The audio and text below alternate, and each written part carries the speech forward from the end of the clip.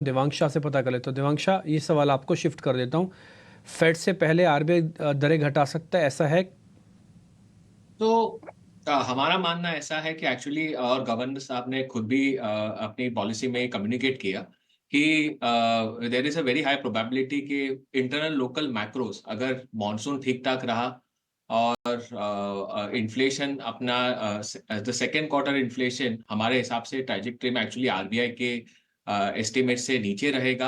अगर Q2, Q3 inflation अच्छा रहता है और हम लोग सस्टेन लेवल पे 4% के आसपास इन्फ्लेशन में रहते हैं, तो बहुत हायर प्रोबेबिलिटी है कि हम लोग फेड के पहले रेट कट कर सकते हैं। जब भी मैंने पहले आई थिंक आरबीआई मीटिंग के पहले भी मैंने जो बताया था कि इस साल बिकॉज़ ग्रोथ पे कोई बड़ा प्रेशर है नहीं और at this point of time हमें ग्लोबल ग्रोथ साइकिल भी इतनी वीक दिख नहीं रही है। So rate cut on an absolute basis काफ़ी कम रहेंगे। सो हमारे हिसाब से इन दिस ईयर हमें 50 बेसिस के रेट कट एट मैक्स दिख सकते हैं। बट आरबीआई आपके सवाल का जवाब के हिसाब से लॉजिकली आरबीआई लोकल मैक्रो को देख के फेड के पहले ये रेट कट कर सकते हैं। ठीक है, चांसेस तो हैं कि फेड से पहले भी कर सकता है, इसलिए हमारा जो पोल है ये कहता है कि सितंबर से पहले तो नहीं होगा।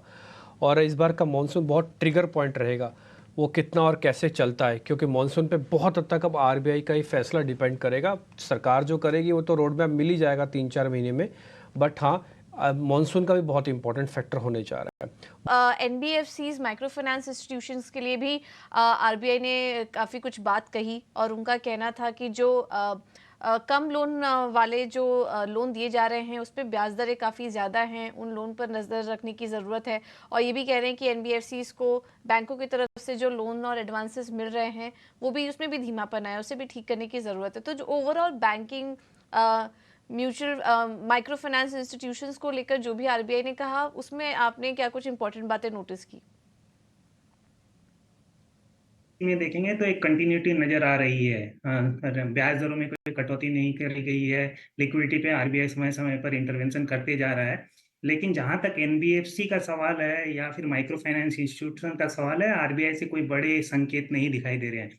आरबीआई, ऐसा प्रतीत होता है आरबीआई की पिछली कई कमेंट्री से कि आरबीआई अभी भी बैंकिंग सेक्टर, एनबीएफसी, खासतौर पर एनबीएफसी सेक्टर की गवर्नेंस और उनके प्रैक्टिसेस पे पैनी नजर बनाए हुए है और समय समय समय पर उनको चेतावनी भी दे रहा है। कुछ एनबीएफसी पे एक्शन भी लिए गए हैं इसके लिए।